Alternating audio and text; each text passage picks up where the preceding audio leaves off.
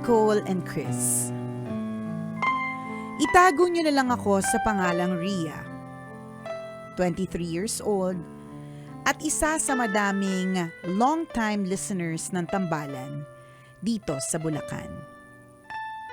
Sa tagal, hindi ko na maalala kung kailan ako nag-umpisang mahumaling sa araw-araw ninyong kwentuhan. I got married at 16.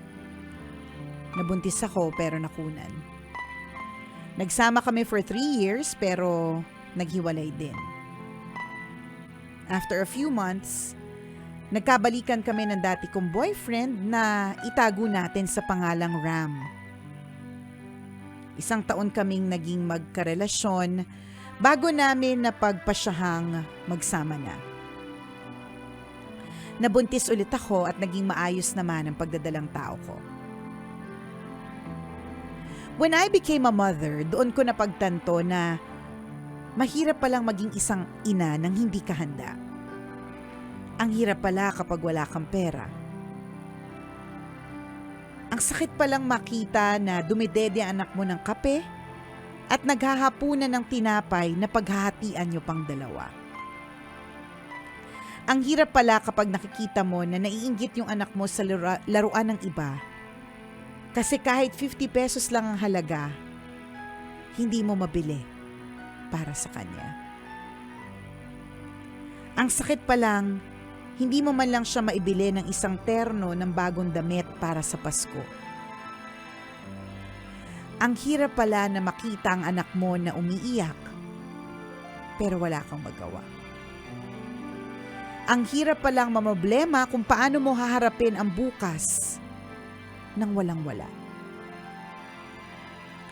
Sana pala hindi ako sumuway sa mga magulang ko. Hindi pala biro ang mag-asawa.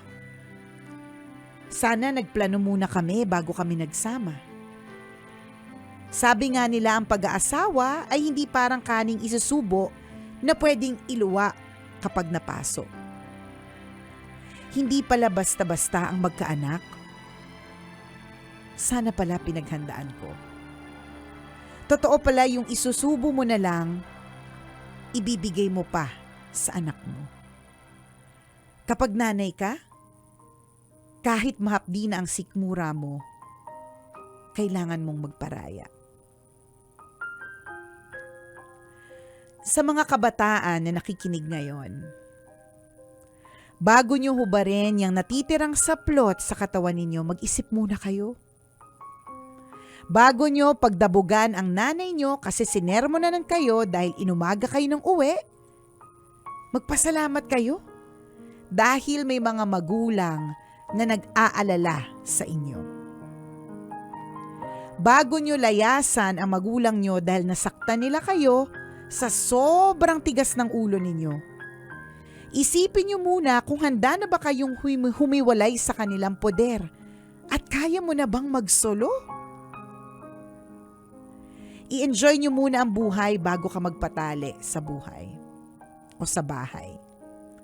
Magmasid muna kayo bago kayo gumawa ng desisyon na panghabang buhay. Sa mundo nga natin ngayon na laganap na ang maagang pag-aasawa ng kabataan, gamitin nyo muna yung utak ninyo bago kayo makiuso. Laging iisipin na in the long run, hindi lang kayo ang magiging kawawa, kundi pati ang mga magiging anak ninyo. Ulila na ako ngayon kaya mag-isa ko na lang hinaharap ang hamon ng buhay.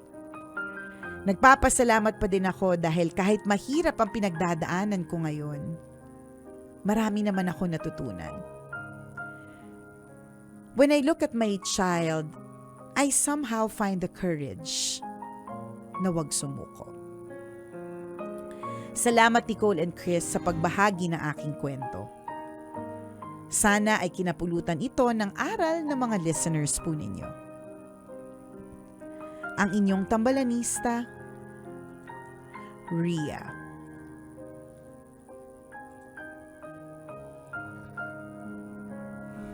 See?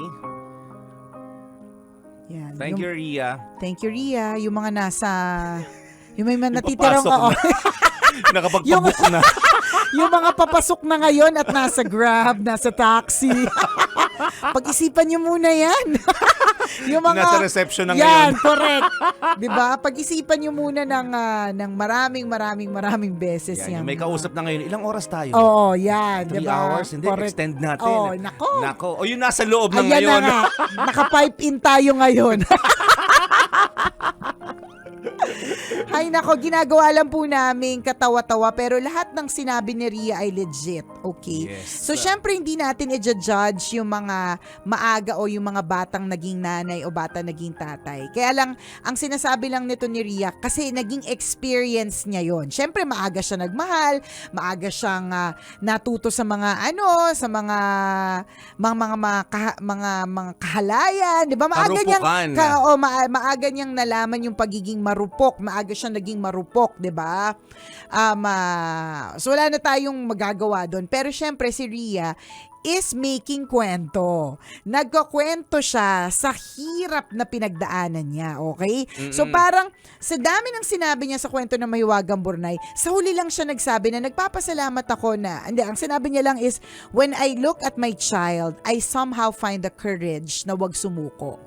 Pero hindi ko na basa na nagpapasalamat ako or something. Pero of course thankful yan. Syempre blessing naman lagi ang bata, 'di ba? Lagi naman blessing ang magkaroon Tama. ng baby. Ang sarap naman talaga na may baby. Pero somehow talagang feeling ko kung halimbawa mabubuhay ulit itong si Rhea, bigyan ulit siya ng second chance na baguhin yung buhay niya. Yung pagiging marupok iiwasan niya muna at 16 years old. 'Di ba? Isipin mo yun, Partner no? nung 16 ako, parang feeling ko hindi pa fully developed yung dibdib ko. Ako nga, 16 years old, di pa ako tulin. Oh, 'di ba? May ganon. Ano ka ba yung kakilala ko 42 na hindi pa din. Oh, 'di ba? Kasi kumbaga tayo naalala natin ng mga panahon na tayo ay 16 anyos pa lamang. Sobrang literal sinasabi ng mga matatanda na may gatas pa sa labi. Walang walang muwang sa mundo. Correct. 'Di ba? Siguro may mga ginagawang mali pero siguro na tawag dito, nadadala lamang dahil sa mga kaibigan, sa sabi-sabi at kung ano yung uso. 'Di ba? Pero napigilan namin yung mga sarili namin. Hindi kami nagmamalinis. May mga mali din kami nagawa sa buhay Pero namin. hindi ganun kaaga. Yes, hindi ganun kaaga. Nag-graduate muna kami. Sa madaling salita, sinunod namin yung mga magulang namin kung Na- ano yung gusto nila para sa Na amin. matapos muna ng Yes. pag-aaral. 'Di ba minsan yung mga magulang talagang they're very strict with their kids habang nag-aaral. Tas Yes. lagi nilang sinasabi, lagi ko to naririnig nung nag-host pa ako ng mga debut nung araw eh. Anak, tapusin mo lang yung pag-aaral mo. Ano man ang gusto mong gawin pagkatapos, okay na. Laging ganun eh. Correct. Kasi yun yung wag tayo mag-advance, 'di ba? Parang kumbaga, sundin natin yung sorry daw, hindi daw rupok ang tawag doon. Maaga naglande, sabi sa iyo partner. Oo. Mas tama yung term ko eh. Hindi rupok ang tawag doon daw. Maaga Lande. naglande. Yan.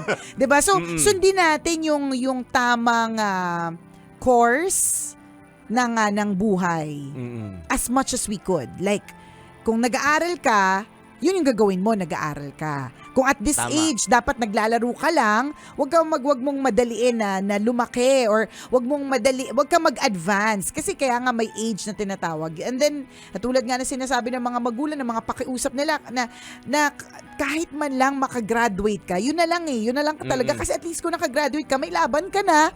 Alam mo yun, makakahanap ka na ng work. Yes, kumbaga Diba may enough weapon ka para Meron kang armas.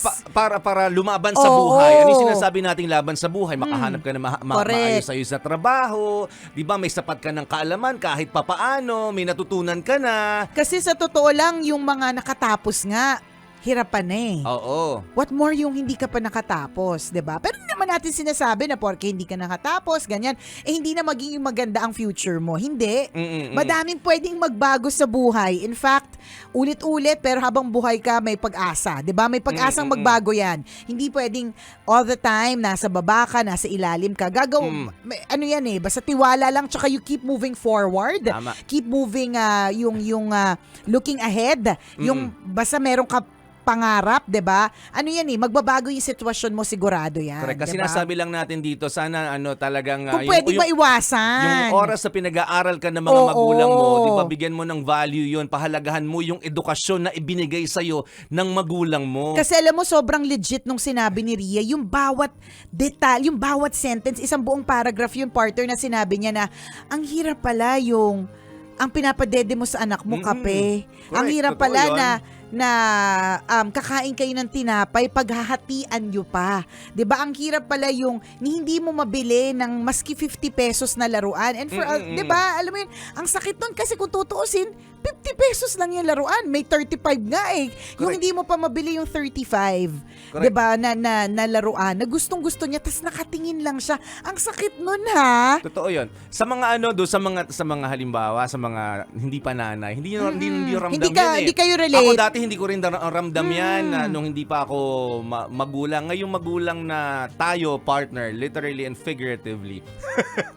Ramdam natin 'yun, no? Kahit tayo nga partner, kahit may pambili ako, alam ko, minsan sinama ko 'yung anak ko sa mall. Alam ko namang may kaya naman naming bumili nung toy na gusto niya, kaya lang hindi ko binigay. Kaya lang nung hindi ko binigay, ang sakit-sakit na, parang ang lungkot-lungkot niya. Oo. Nung nandun siya sa mall, Ang haba ng nguso niya, partner. Oo. 'Di ba? Nasa MOA kayo, yung nguso niya umabot ng Mega Mall. Ganun talaga, malungkot na malungkot. alam mo, oh. ang biglang baba yung energy niya. Yung tipong pumasok kami, Dad, I'm so happy. Mga ganyan. Parang excited na excited nagtatatalo siya. Kasi ang dami niya nakikitang toys. Oo. To the point na na malaman niya, hindi naman pala kami bibili ng toy, dumaan lang kami. Pambihira. Sabi ko, magpapalamig lang tayo. Dapat iniwas mo na Walang sa aircon toy sa store. bahay. Grabe siya. Dahil lang tayo, sabi ko next time. Sabi ko, babalik tayo dyan. Pag may 13th month Oo, pay, di tapos, ba? At saka alam mo, yung mga bata, hindi na sila naniniwala sa next time. Alam nilang hindi Dala totoo. na silang nauto. Correct.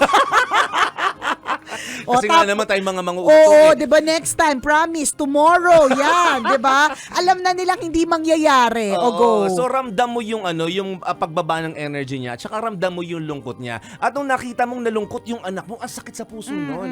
Di ba, hindi ko lang siya binili kasi ayokong masasanay siya na pag every time na nagturo. pupunta sa mall o kaya magtuturo, ibibigay mo kaagad. Sus, wala ka lang pera.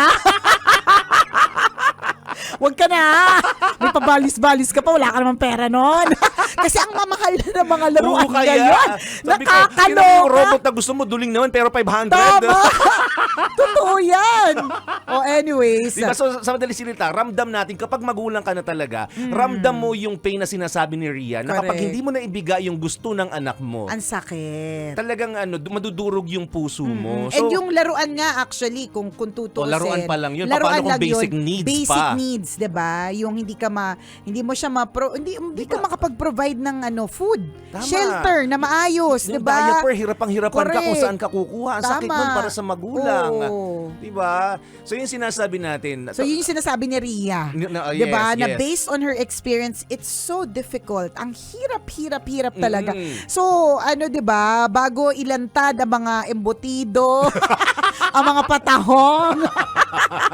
Bago, alam mo yun, pag-isipan nyo muna yung mga bagay-bagay kasi grabe, it's a major responsibility and it doesn't stop at giving toys.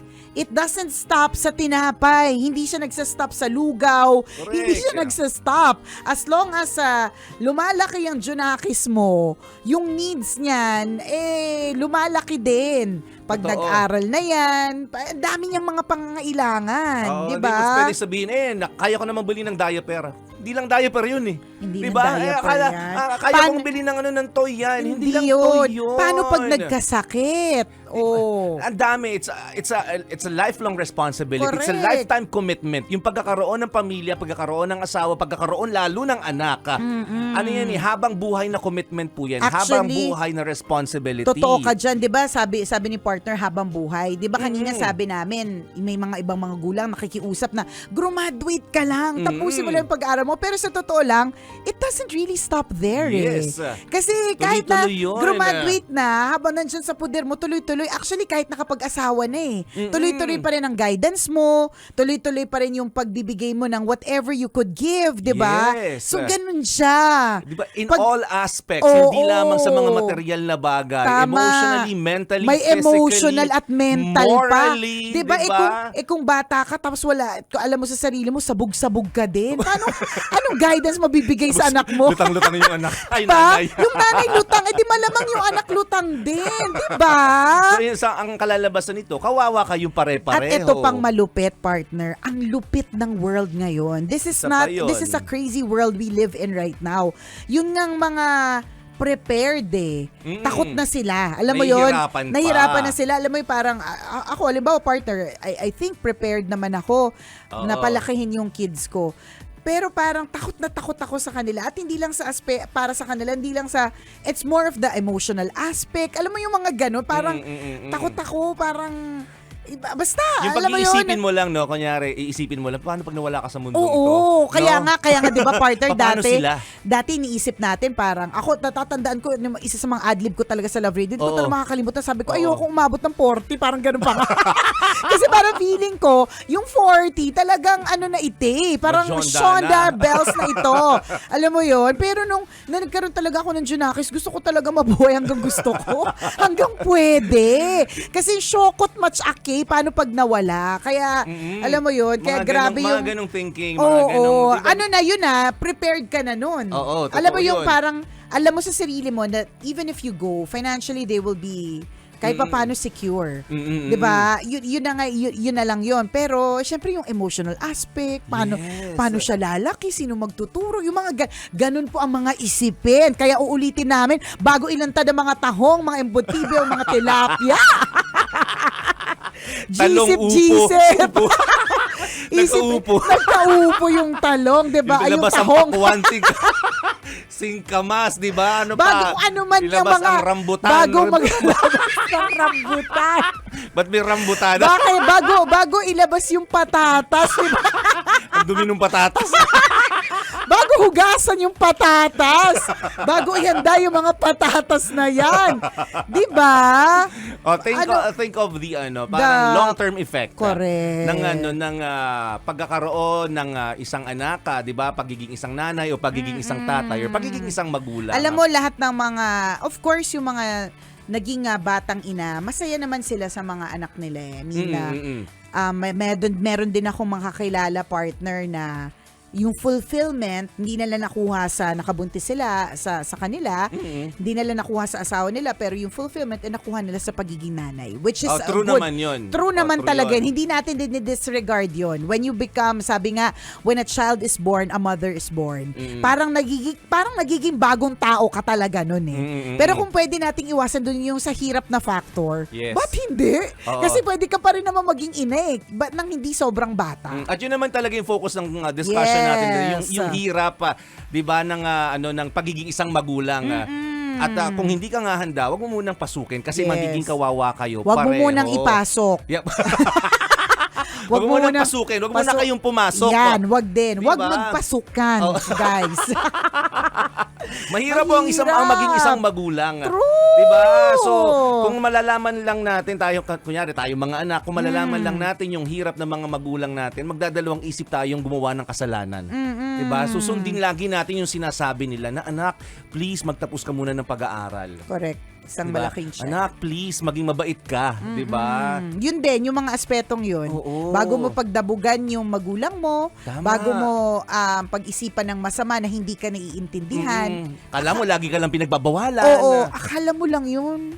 Dati sigurong malandi yung nanay mo, kaya ganyan siya ka-stricto sa'yo ngayon.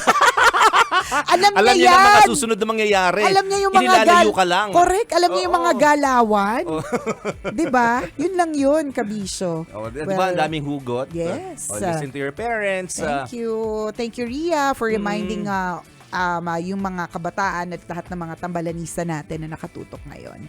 Salamat, Rhea. At kung ikaw, Kabisyo, meron ka rin kwento na gusto mong i-share sa amin, pwede mo kaming i-email. Send your stories at mahiwagangburnaystory@gmail.com. Mali mo, kwento mo na ang ating pag-uusapan sa mga susunod na araw, kaya send mo na yan, Kabisyo. At sa lahat ng mga nakatutok sa atin, huwag niyo pong kalilimutan. Bukas ay ang Yes. second leg ng ating Becky naman.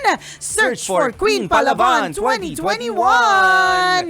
Bukas masasaksihan natin yung pabonggawnan. Yes. Labanan ng gown ng ating mga Correct. kandidata. Long Bukas na yan. gown, pabong gown and long gown competition hosted by Tanya Chinita and Diego Bandido. Kaya alas 7 in the PM, dito po yan sa Love Radio Manila Facebook page. At mamimigay din po kami ng cash. Kaya at tabayanan nyo po yung ano na yan, yung mga eksena bukas, nakaka-excite yan. Yahoo! Good luck mga candidates. Good luck, candidates. Good luck, mga Becky. O siya, mga Kabisyo, enjoy your Christmas party tonight, your nga. reunion, kung ano man yung mga ganap ninyo tonight and over the weekend. Basta ang importante at paalala po natin, while everyone is out, patibayan ng vitamins, pagalingan ng Guardian Angels, pastrikta ng safety protocols. Huwag mong kalilimutan. Hindi Tama. pa lifted ang pandemic. Okay? Ingat po kayo, Ingat ha? and enjoy. Feel good! Muli ako po si Nicole Yala. At ako naman si Cambio King Chris Chuper. Ang inyong mga Feel Good DJs on this Feel Good Friday na nagpapaalala, walang matatag na relasyon sa malanding may determinasyon. Yun!